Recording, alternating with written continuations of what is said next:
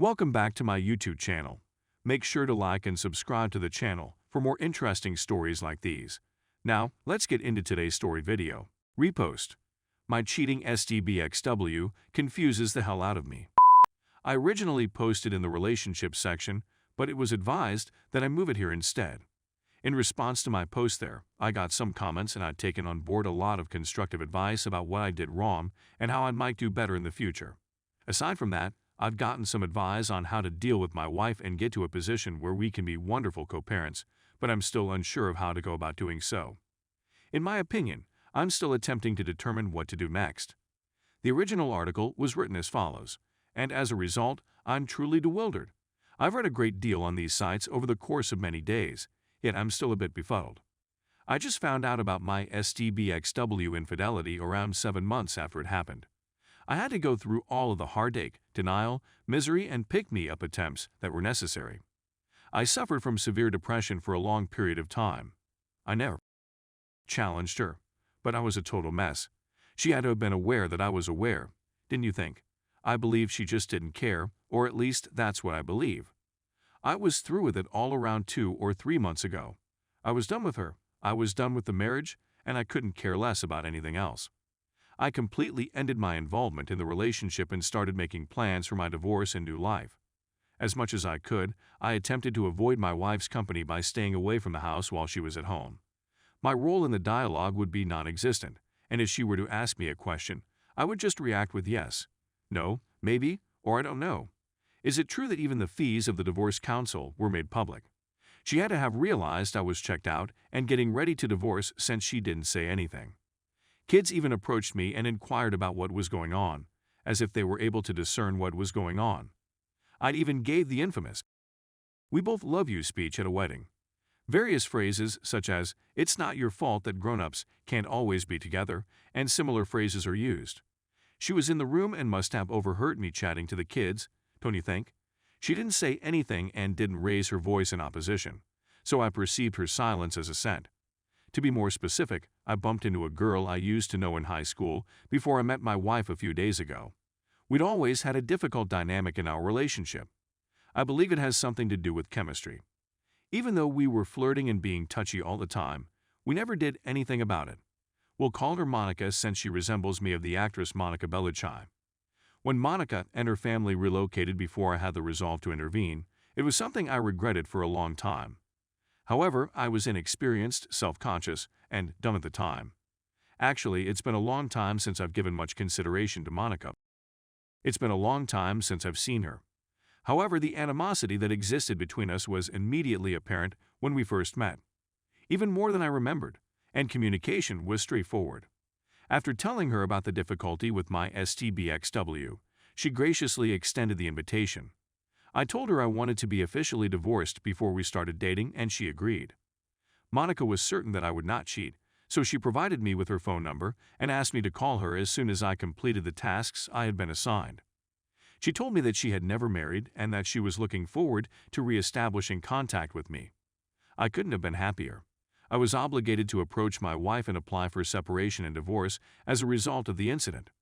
When I arrived at my house, I was thrilled and immediately sat down to wait for my wife.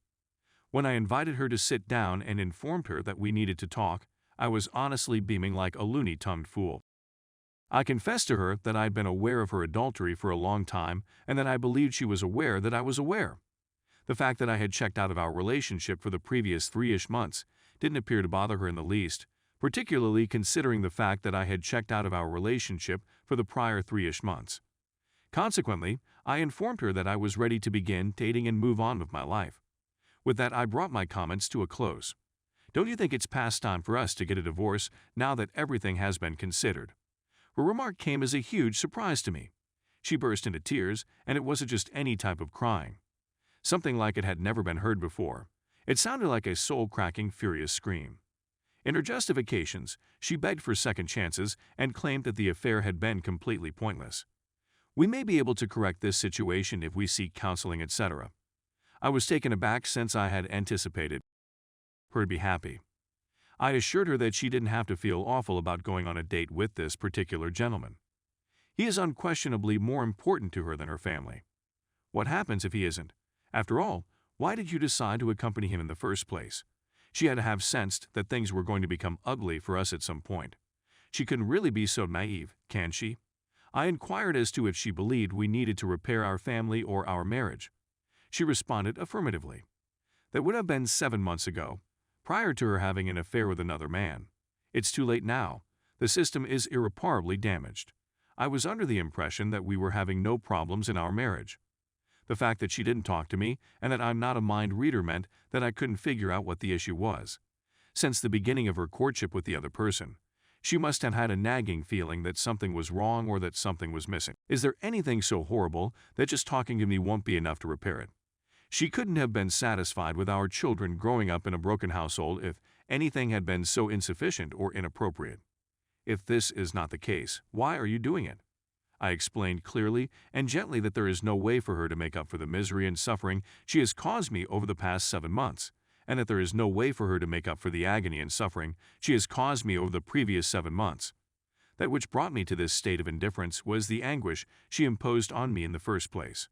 Or, to put it another way, I loathe her guts. I'm only trying to be nice for the sake of our capacity to co-parent our children in the future. Because no one who cared even a little bit for someone else would put them through this kind of anguish. I told her that I didn't believe she ever cared about me. In the way in which she betrayed them, they would never do the same. She has no worth or credibility when she tells me she loves me, yet her actions indicate another sin in a clear manner. At this point, she had become completely incoherent, and I couldn't make any sense of what she was saying or how she was feeling. In the end, it was necessary for me to contact her sisters since everything was a jumbled mess, because I wasn't going to be able to look after her. After I described what was going on to her sister, she was picked up and taken away. The fact that they were no longer there brought me enormous peace. For the first time in 7 months, I could finally breathe. I'm not sure what I'm looking for on this website. Surely she must have been aware of the fact that something like this would occur, and she must also have desired it. She can't possibly be that naive as to assume that her actions and the decisions she made are appropriate. Was there any possibility of anything other than divorce and a destroyed family? She is beautiful and educated, and our marriage was going well until she started having an affair with another man. Is it true that I've embraced the fact that life changes and moved on from that experience? Now she's behaving as though she had feelings for me. Is it possible that she wants us to remain married and have a family?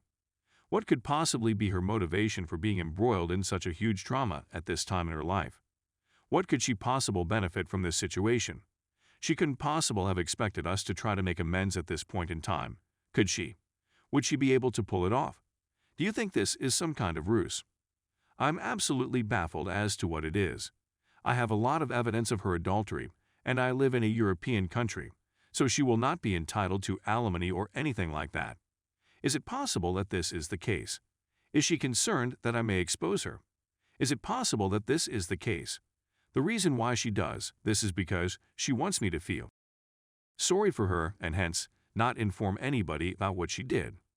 Perhaps she is concerned that I will become his wife since her AP is married. Just can't seem to get my brain around it. Regardless, I just wanted to get this off my chest.